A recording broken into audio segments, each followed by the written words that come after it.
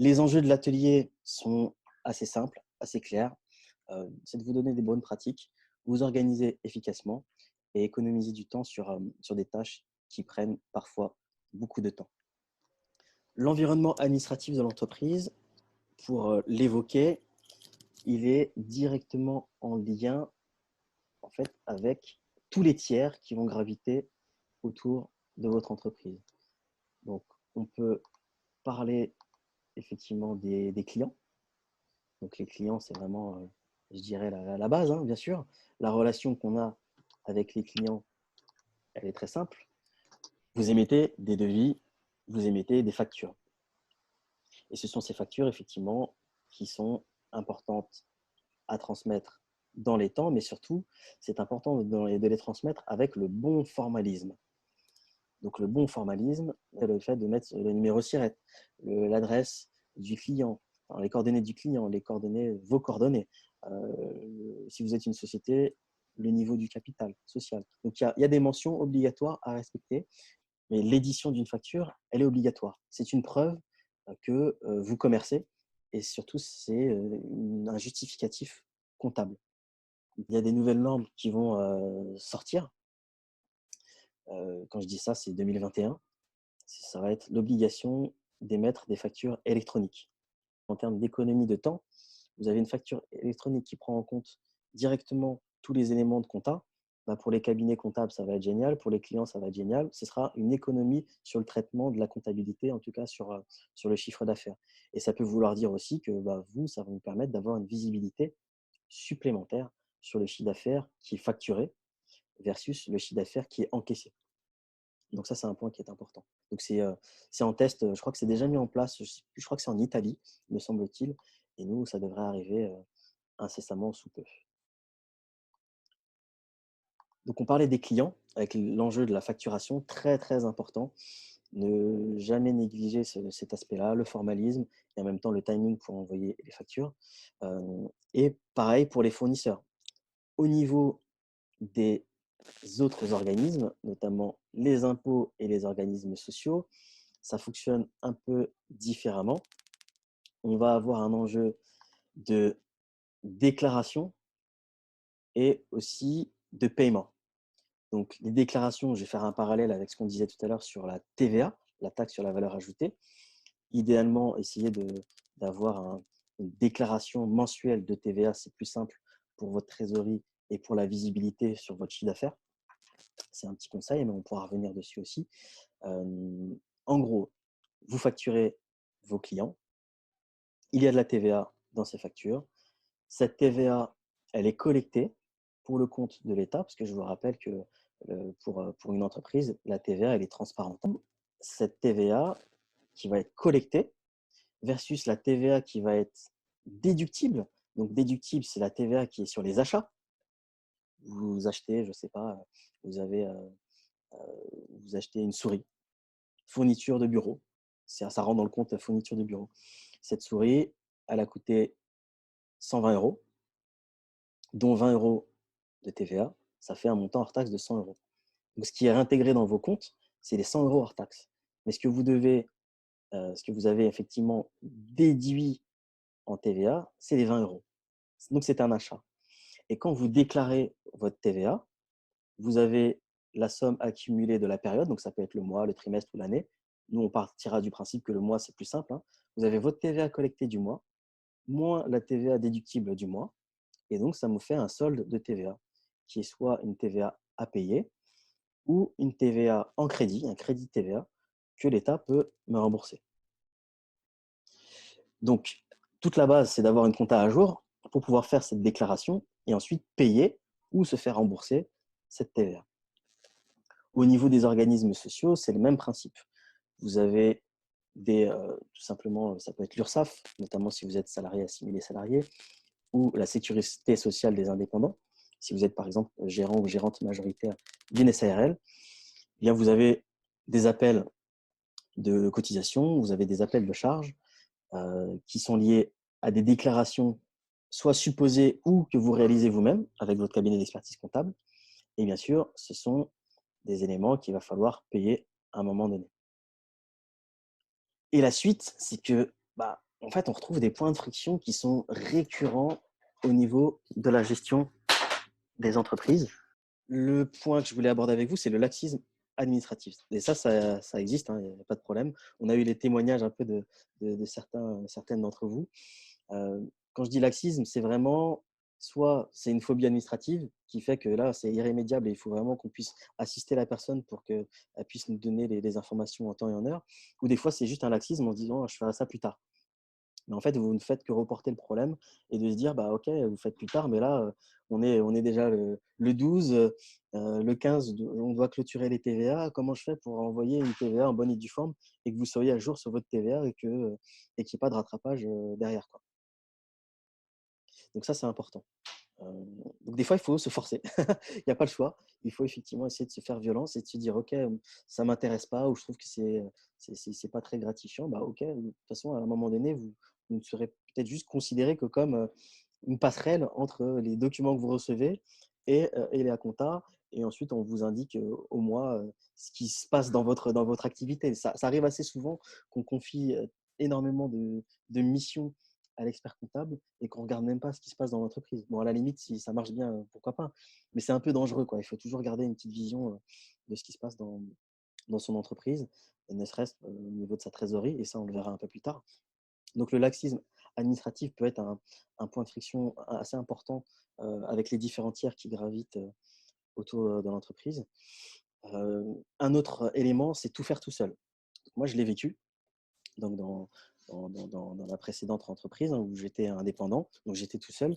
Donc je me suis dit, voilà, je vais tout faire tout seul. Voilà, c'était un peu un pari, un peu dangereux, cela dit, parce que c'est vrai que je pense qu'avec le recul, mes bilans n'étaient pas ultra clean, même si je les faisais tout seul.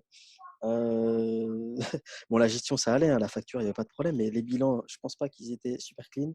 Je ne pense pas que toutes les pièces étaient enregistrées comme il fallait. Donc, tout faire tout seul, c'est ne pas déléguer, c'est s'enfermer un peu dans cette espèce de bulle administrative en se disant je peux le faire, il n'y a pas de problème, mais ça va se faire au détriment de votre métier principal. Votre métier principal d'entrepreneur, c'est de générer du chiffre d'affaires, de générer des partenariats, de manager si possible. Donc, c'est ça votre vrai métier. Votre vrai métier, ce n'est pas forcément de vous concentrer sur l'administratif. Un point aussi qu'on a souvent repéré, c'est de négliger les courriers reçus ou les mails reçus par les administrations. Ça, c'est un point qui est très, très important et qui peut avoir pour conséquence de générer des pénalités. Ah ouais, j'ai oublié de déclarer ou d'envoyer tel ou tel élément à mon expert comptable pour qu'il puisse déclarer. Bah, vous avez 10 jours, 30 jours de retard. Eh bien, c'est une pénalité qui s'offre à vous, que ce soit au niveau fiscal et social. Et du coup, avoir une majoration des 10% sur quelque chose qui est déjà assez onéreux, est-ce que c'est pertinent? Je ne sais pas. Très rapidement, il faut se dire, OK, je me crée une bannette spécifique pour ce genre de courrier et je sais que je les traite sous 2 jours, quoi, 2 jours maximum. Un autre enjeu qui est un enjeu qui est majeur. Alors les notes de frais, c'est un point de litige qui est très, très important au niveau des cabinets d'expertise comptable et aussi des clients. Tout simplement parce que les notes de frais ne sont pas transmises ou sont perdues ou sont illisibles parce qu'on a laissé sa facturette dans son portefeuille pendant un mois et finalement, quand on la ressort, il y a plus d'écriture, donc on ne sait plus vraiment ce que c'est. Donc ça, c'est un gros problème et qui, encore une fois, est, heu, est traité par de la discipline et par de l'organisation.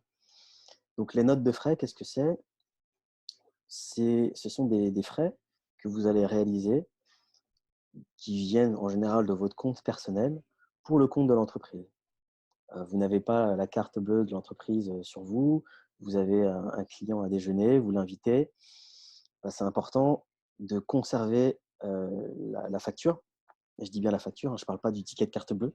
Le ticket de carte bleue n'est pas un justificatif valable parce qu'il ne mentionne pas la TVA, la taxe sur la valeur ajoutée.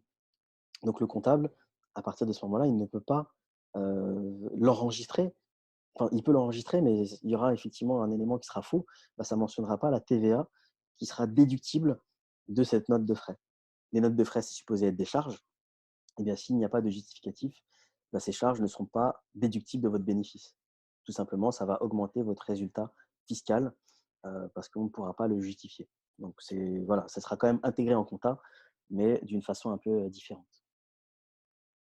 Un des premiers tips que je pourrais vous donner sur l'optimisation de l'organisation, ça paraît bête, hein, mais c'est le classement.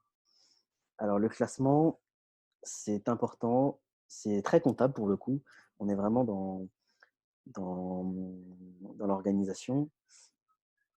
C'est de pouvoir mettre des choses à leur place, alors que ce soit un classement physique ou électronique.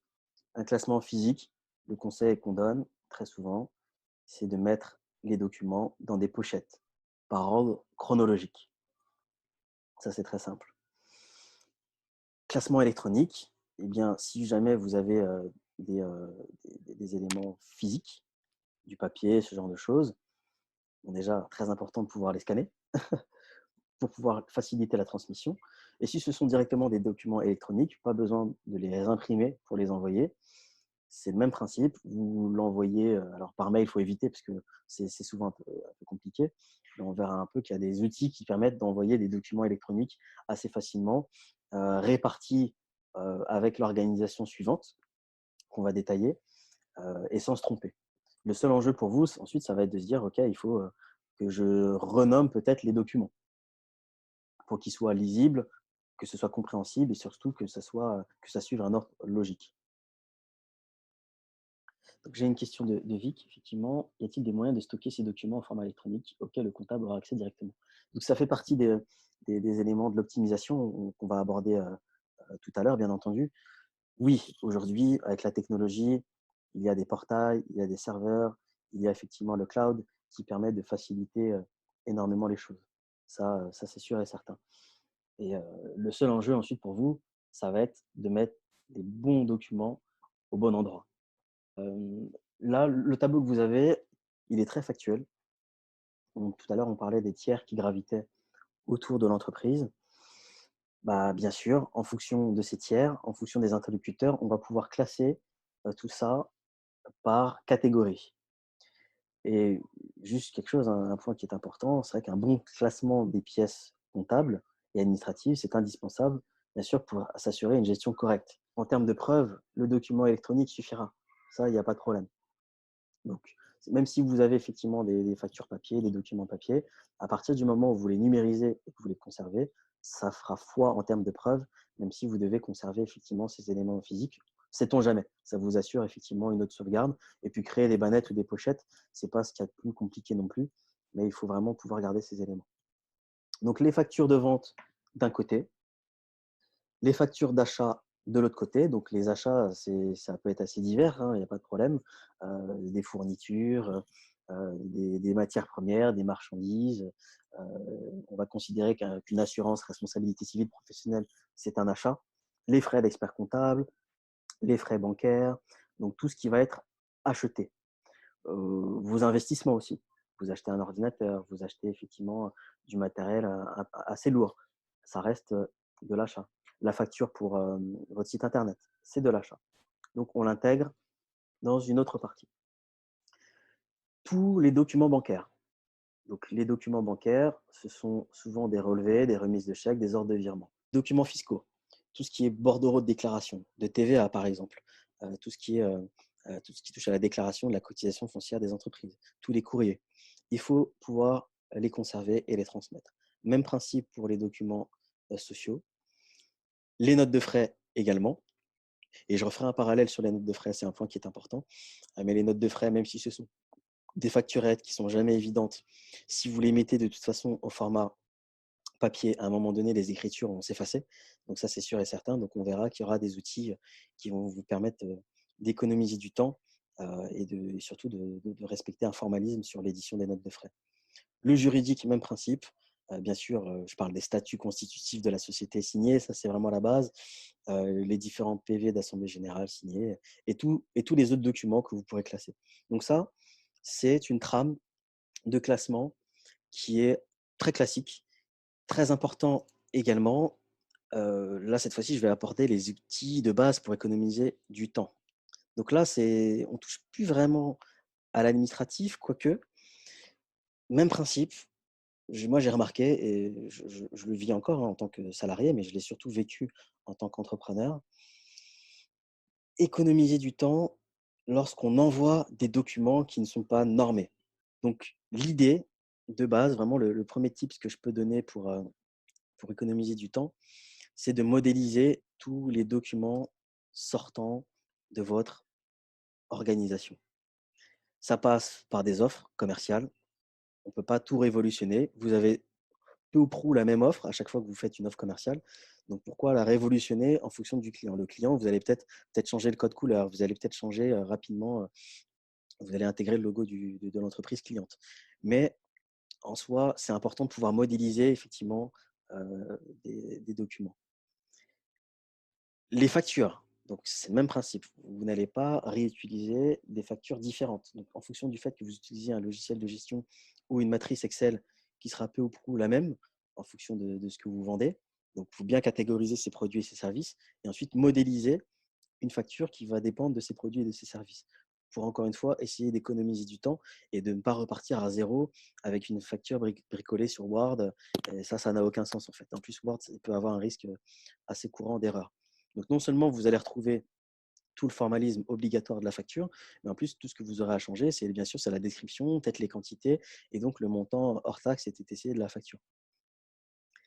Euh, Même principe au niveau des plannings. Si jamais vous avez des équipes à gérer ou vous aurez des équipes à gérer, ne pas forcément chercher à révolutionner le planning.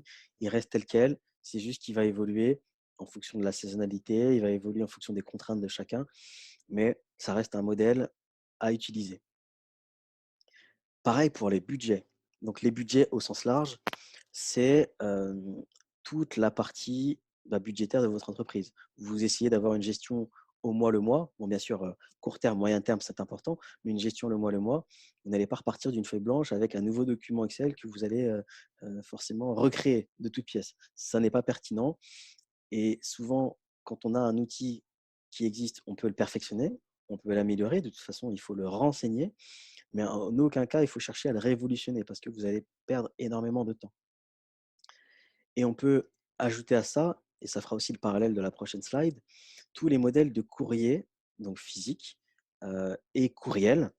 C'est important de pouvoir les modéliser, que ce soit sur la suite d'un rendez-vous, que ce soit à l'issue d'une prestation réalisée. Donc tout ça, il faut pouvoir le modéliser. Les outils digitaux aujourd'hui le permettent. Ça va vous faire économiser du temps. Encore une fois, la personnalisation, vous allez l'avoir sur quelques éléments, mais pas sur tout l'envoi d'un courrier ou d'un courriel, parce que ça peut vous prendre du temps. Pour faire un parallèle avec le courrier qu'on évoquait, eh bien, il y a des outils qui existent. Moi, c'est vrai que ça fait des années que j'utilise les outils digitaux de la Poste, même en tant que particulier, hein. Tout simplement par flemme des fois, par flemme d'aller à mon bureau de poste parce que, il est 18h, parce que, il est tard ou c'est le week-end. Le point essentiel, c'est de pouvoir envoyer des courriers physiques via une plateforme digitale. Donc la Poste propose ça depuis de nombreuses années. Donc ça peut être des courriers simples, des courriers, recommandés et c'est plutôt pas mal. Donc à partir du moment où, en fait, vous avez un Word, un PDF en courrier, vous avez, je crois, 10 pages maximum, et bien vous pouvez directement envoyer, ce courrier, sous format digital dans un premier temps, avec accusé de réception aussi digital si vous choisissez l'option et ça arrive directement dans la boîte à lettres de votre, destinataire. Donc ça, c'est plutôt pas mal. Nous aujourd'hui, donc ça, c'était la Poste. NeoTouch, aujourd'hui, moi, je l'utilise au bureau. Donc, on a eu la chance d'être équipé de cet outil. Ça me permet, à partir de mon ordinateur, d'envoyer un courrier postal. Donc, en gros, ça se matérialise comment? En gros, l'application NeoTouch se matérialise comme une imprimante virtuelle. Et ensuite, ça me permet d'aller sur un portail qui va référencer automatiquement l'adresse et les coordonnées du destinataire pour lui envoyer le courrier. Un des outils majeurs qui est, qui est très pertinent, que j'adore utiliser, c'est le scanner, que ce soit un scanner classique ou le scanner mobile. C'est Très important. Ça l'est d'autant plus que là, bah, on est en période de confinement. Donc c'est important d'avoir ces outils parce que, bah, clairement, les déplacements sont limités et là, on est vraiment dans le vrai sujet, en fait. Je ne vais pas dire qu'on est dans la révolution digitale, mais on fait de plus en plus de visio sur des rendez-vous, sur, bah, des ateliers comme ce matin et donc le volet digital, il est important. Donc scanner, numériser, c'est tout aussi important pour pouvoir transmettre des documents. Donc, il y a 2 éléments en fonction du fait que vous soyez, équipé ou non, sachant qu'un scanner classique, on peut l'avoir au travers d'un copieur multifonction, mais aussi on peut l'avoir au travers d'un petit scanner de poche qui peut coûter entre 200 et 350 € et qui vous permet de scanner en recto verso, vos documents. Tout l'enjeu quand on utilise un scanner classique, c'est d'avoir un outil de GED, la gestion électronique des documents. Ça, c'est quand même pas mal, de pouvoir référencer, bah, chaque élément, de pouvoir les renommer et ensuite de pouvoir les classer dans, l'arborescence qu'on avait vue, un peu plus en amont. Mais on a aussi de plus en plus et je vois même les experts comptables de notre cabinet l'utilisent, hein, c'est le scanner mobile. Le scanner mobile, c'est tout simplement d'utiliser votre tablette, votre smartphone pour scanner des documents et notamment j'ai listé 4 applications. Bon, il y en a d'autres, hein. Moi, personnellement, j'utilise CamScanner et des fois, j'utilise Office Lens et ça marche très bien. Donc, ça vous permet vraiment d'avoir un rendu de très bonne qualité. Vous choisissez si c'est en couleur ou en noir et blanc et ça permet, encore une fois, de conserver des documents sur son smartphone et de les synchroniser sur le cloud. C'est mieux si jamais vous avez une problématique de smartphone, panne ou vol notamment. La signature électronique, donc c'est un gros enjeu aussi. Alors tout le monde ne l'utilisera pas forcément, mais quand on a un besoin effectivement de faire, certifier une transaction par une signature ou d'avoir une valeur juridique probante, eh bien la signature électronique, c'est quelque chose qui est, plutôt recommandé et le gros avantage de ces outils, c'est qu'on peut signer, en mobilité. Vous êtes sur votre smartphone, sur votre tablette, vous pouvez signer en mobilité. Ça, c'est plutôt pas mal. La prise de notes. On néglige assez souvent, mais des fois on oublie ces notes. On prend des notes parce qu'on est en échange avec, un un prospect, on échange avec un client ou un prestataire. On oublie tout. On n'a pas forcément les bons éléments et ça, c'est un des premiers éléments que j'ai remarqué, c'est de ne pas se souvenir de tout, parce que du coup, ça peut être problématique. Donc en fonction de votre organisation, bien sûr, il y a les post-it, il y a ce genre de choses. Comme je vous disais, moi, je déteste le papier, j'utilise très peu de papier. J'utilise Google Keep qui est vraiment très bien pour la prise de notes, mais Evernote aussi fait très bien le travail, OneNote aussi. Tout l'enjeu, c'est de conserver des notes, de pouvoir les réutiliser, de pouvoir, faire un copier-coller sur, certaines synthèses que j'ai à éditer pour le compte des équipes et depuis peu, il y a aussi un point qui est important, notamment quand vous avez des rapports à faire. Moi, j'ai souvent des rapports à réaliser, que ce soit pour faire des budgets prévisionnels ou des évaluations d'entreprise, des diagnostics d'entreprise. Bien, j'utilise, via, mon adresse Gmail, j'utilise la fonction saisie vocale de Google Docs. En gros, j'utilise le micro de mon ordinateur et ça retranscrit automatiquement ma voix en texte et je trouve ça vraiment très pratique. En tout cas, moi, dans mon quotidien, ça me fait économiser du temps. Ça m'évite de bon, bien sûr, j'ai toujours des modifications à faire, hein, mais ce sont des modifications qui sont mineures par rapport au fait de rédiger entièrement, un texte.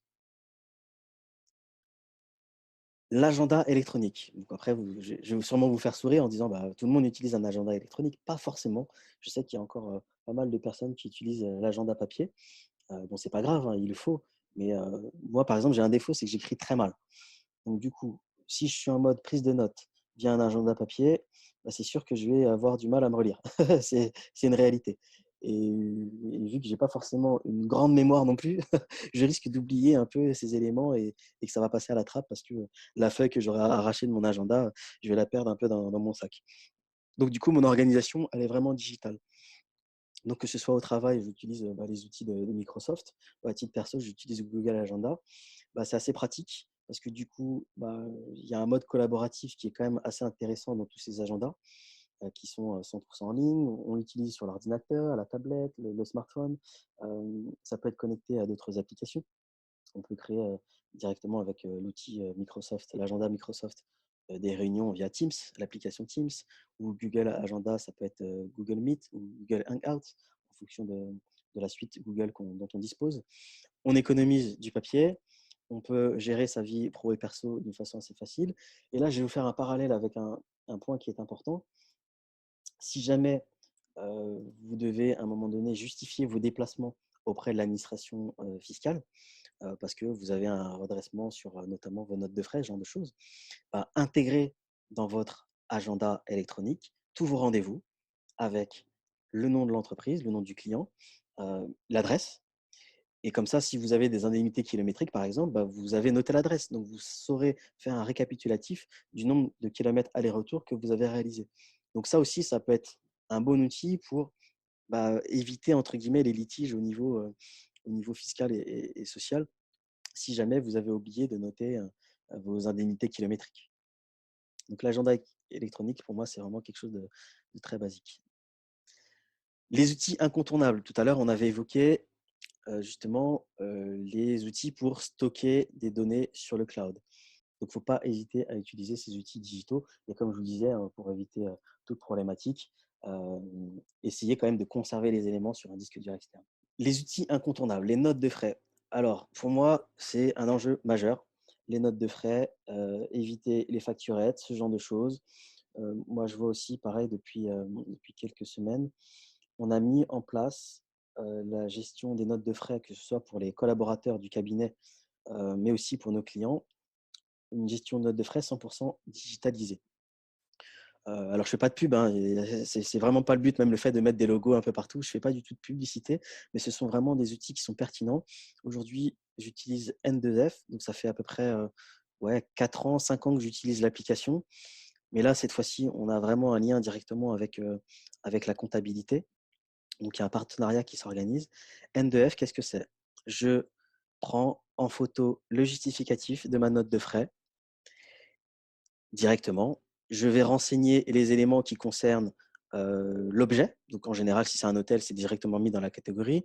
Je peux mettre éventuellement faire du zèle en mettant le nom de l'hôtel, mais je vais surtout vérifier, parce qu'il y a une espèce de reconnaissance, il y a de l'ossérisation dans l'outil, il y a une reconnaissance du montant hors taxe, de la TVA, si elle préfigure. En tout cas, on va juste vous demander de vérifier ces éléments-là et de les valider une fois que vous avez pris la pièce justificative en photo. Vous n'êtes pas obligé de conserver cette pièce justificative, mais en tout cas, cette pièce justificative va aller dans un serveur qui sera relié directement avec la comptabilité. Donc, ce n'est pas une révolution, mais c'est une vraie évolution des mentalités qui permet de se dire, dès que j'ai mon justificatif, je le prends en photo. Je le conserve bien sûr un petit peu, histoire de dire que tout va bien, qu'il n'y a pas de problème. Je regarde quand même la qualité de la photo, mais j'ai une valeur probante dans mon smartphone du justificatif. Et ça, c'est un point important. La digitalisation de cette pièce est une valeur probante. On parlait tout à l'heure des logiciels de gestion. Bon, après, certains vont utiliser Excel et vont maîtriser parfaitement Excel. Mais au niveau des outils incontournables, quand on avance un peu plus dans le temps, qu'on a un peu plus de recul sur son activité et surtout lorsqu'elle se développe, eh bien, c'est important à minima d'avoir un outil qui va éditer vos factures. Ça, c'est un point qui est assez important. Pour certaines applications là, qui ont été évoquées, Spendesk, QuickBooks ou iPadZat, on peut aussi parfois collecter des factures d'achat, donc en fonction d'un paramétrage qui aura été fait directement. Bien sûr, les outils sont collaboratifs, donc ça permet d'être transmis directement au cabinet comptable. Dans certains cas, notamment sur iPadZat, on peut organiser des relances commerciales. Soit le client ne vous a pas, enfin, vous avez un délai de paiement de 30 jours, vous êtes au 25e jour, vous relancez gentiment le client. Si vous êtes au 35e jour, vous avez encore une fois un autre modèle de relance qui peut être organisé. Sur iPadZat, QuickBooks notamment, on a aussi la gestion des notes de frais qui peut être assez pratique. Tout est relié à une synchronisation de vos comptes bancaires. Donc ça aussi, encore une fois, c'est assez pratique pour faciliter les rapprochements. Et ça vous édite aussi des tableaux de bord comptables. Donc tout l'enjeu, en fait, c'est de vous faciliter la gestion avec un seul outil SaaS ou une application qui vous permet de saisir, qui vous permettent de renseigner, de faire vos factures et en même temps d'avoir un œil sur la gestion quotidienne de votre entreprise. Ça, c'est plutôt intéressant. Donc le logiciel de gestion, bien sûr, il y en a d'autres, mais en tout cas, ceux-là sont ceux qui sont majoritairement utilisés par nos clients. Quand je dis clients, c'est jeunes entreprises, hein, qui démarrent et qui sont assez satisfaites de ces outils. Au niveau des ressources humaines, quand ce sera le moment d'embaucher, si ce n'est pas encore le cas, euh, il y a différents outils qui existent, que ce soit pour la gestion des ressources humaines avec l'Amster, que ce soit pour la paye directement avec Payfit ou le recrutement. Et en fonction, bien sûr, des profils que vous recherchez ou en fonction, bien sûr, du coût qui est engendré. Le recrutement, c'est jamais évident sur des jeunes entreprises. Donc, vous avez ces structures qui peuvent un peu optimiser vos démarches et vous permettre de rencontrer la perle rare. Mais en tout cas, ces outils vont servir de facilitateurs et encore une fois, pour générer des bulletins de paye cohérents à jour, ce sera plutôt pas mal. Mais encore une fois, il faut tout faire dans les temps, même si on a ces outils qui sont vraiment très précis, il faut tout faire dans les temps et pouvoir collecter les informations en bonne et due forme. Un outil que j'utilise à titre perso et que j'ai utilisé aussi à titre professionnel, ce sont les agrégateurs de comptes bancaires. J'en ai listé deux, Linkso et Banking, les plus connus. En fonction du pack que vous prenez, non seulement ça vous permet de consulter vos comptes bancaires où vous soyez, mais ça peut aussi vous permettre d'anticiper, notamment sur les packs un peu plus premium, vos budgets prévisionnels de trésorerie. Donc, c'est plutôt pas mal, notamment lorsque vous êtes multi-bancarisé. Bien sûr, vous avez des outils digitaux qui existent déjà, hein, quand vous êtes en banque digitale ou quand vous utilisez des outils comme Conto. Mais si vous n'en êtes pas équipé et que vous êtes dans des banques physiques, les agrégateurs de comptes, c'est plutôt pas mal pour avoir de la visibilité au quotidien en vous créant des alertes sur soit des seuils de trésorerie critiques ou soit sur des virements qui sont passés ou ce genre de choses. Donc les agrégateurs, ça permet d'avoir une vue d'ensemble, c'est plutôt pas mal, mais c'est complémentaire avec des outils qui existent déjà. Les néobanques, donc ça c'est un gros sujet, les néobanques, et c'est un gros sujet notamment dans la période que l'on vit actuellement. Je sais qu'il y a beaucoup d'entrepreneurs qui ont franchi le cap, soit parce qu'ils avaient déjà de l'antériorité, ils se sont dit finalement j'ai besoin effectivement d'avoir une banque réactive ou ce genre de choses. Mais en tout cas, gros enjeu. Actuellement, le gros enjeu, c'est que les néobanques ne prêtent pas encore d'argent.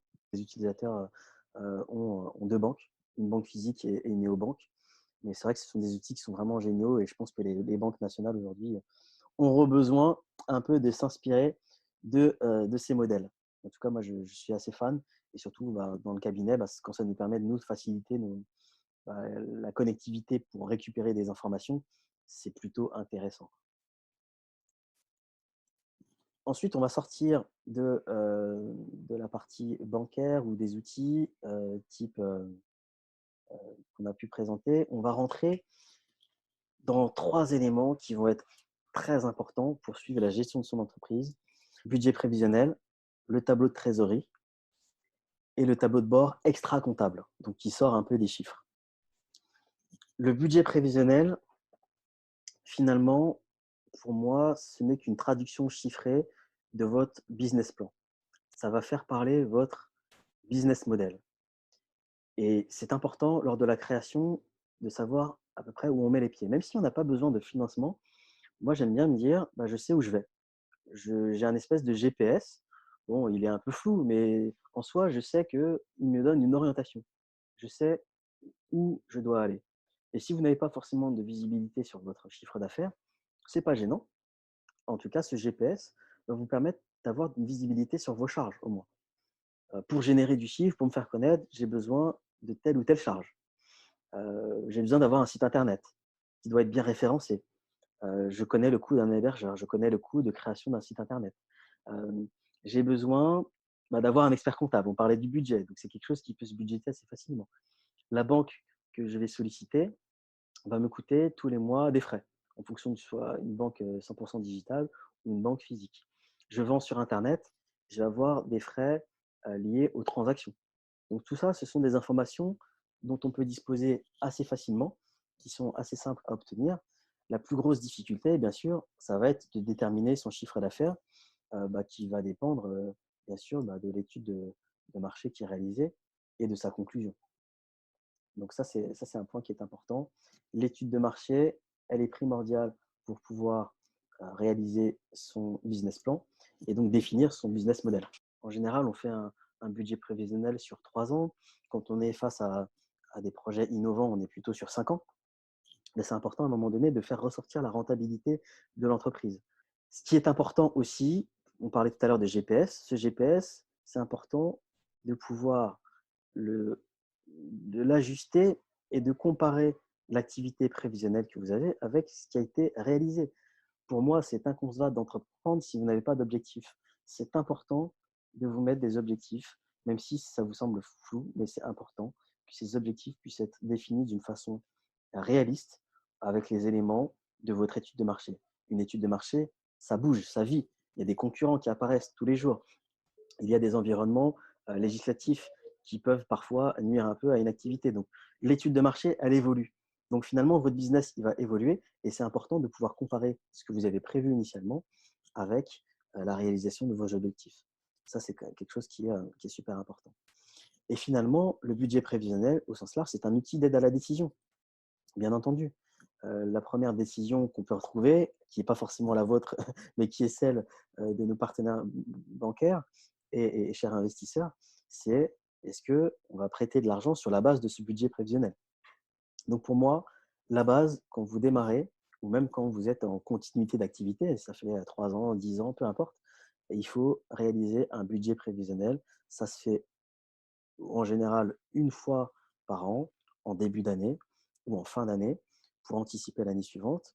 Et vous réajustez régulièrement. Alors, ça peut être au mois, c'est plus simple, sans que ça vous prenne trop de temps, en se disant, OK, j'ai mon chiffre d'affaires prévu, j'ai mon chiffre d'affaires réalisé, je vois que j'ai un écart. Pourquoi j'ai cet écart?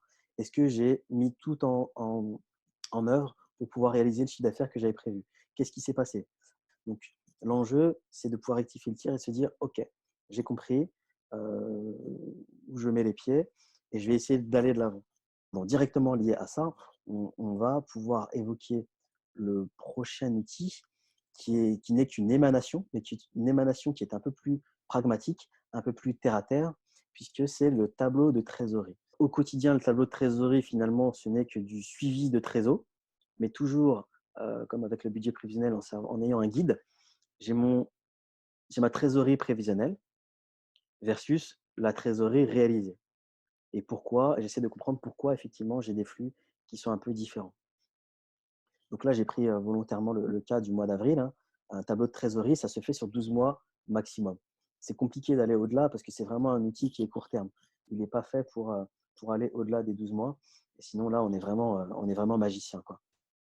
Tout l'enjeu, cette fois-ci, c'est de se positionner non pas dans la gestion globale de l'entreprise, chiffre d'affaires, charges, bénéfices, mais là, je suis plutôt dans le quotidien de mon entreprise. Je regarde l'argent qu'il y a sur le compte en banque de mon entreprise.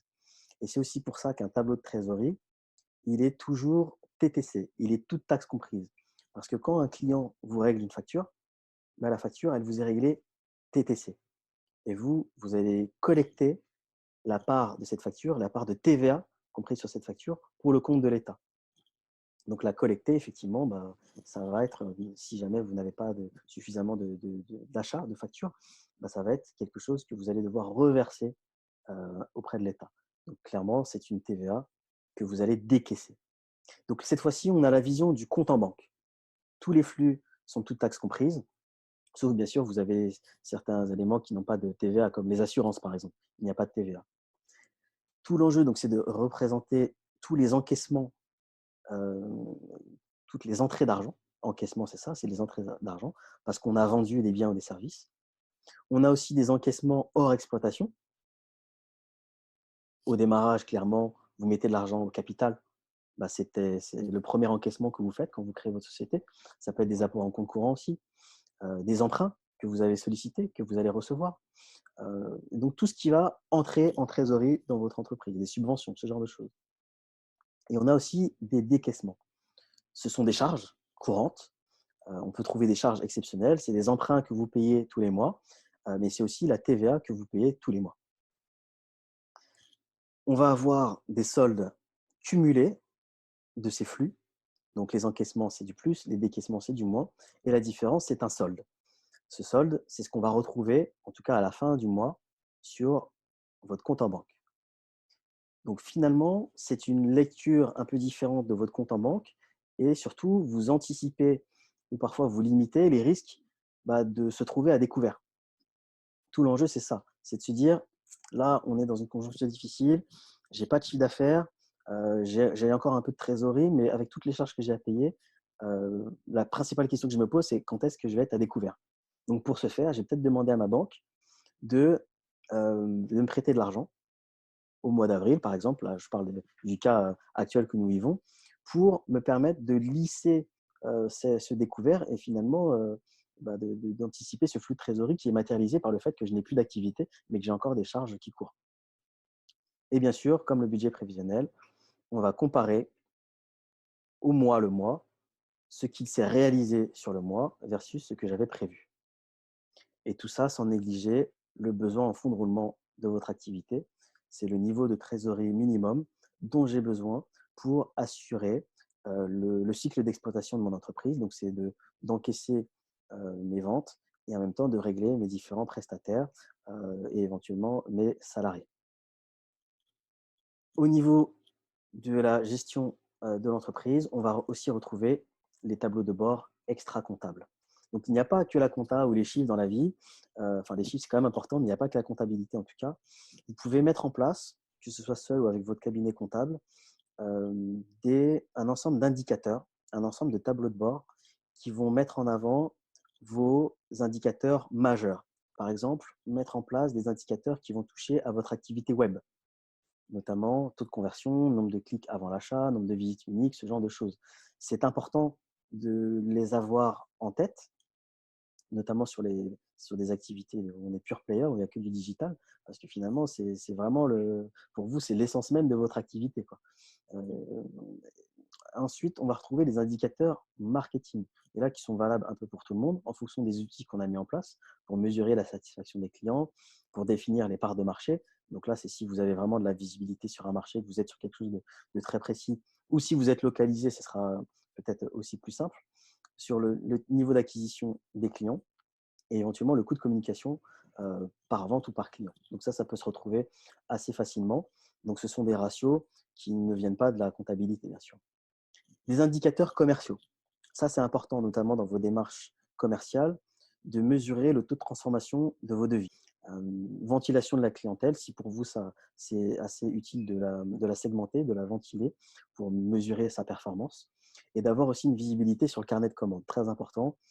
Et on peut mettre aussi en place des indicateurs RH comme le turnover, l'absentéisme, le calcul de la productivité ou le coût de formation par personne.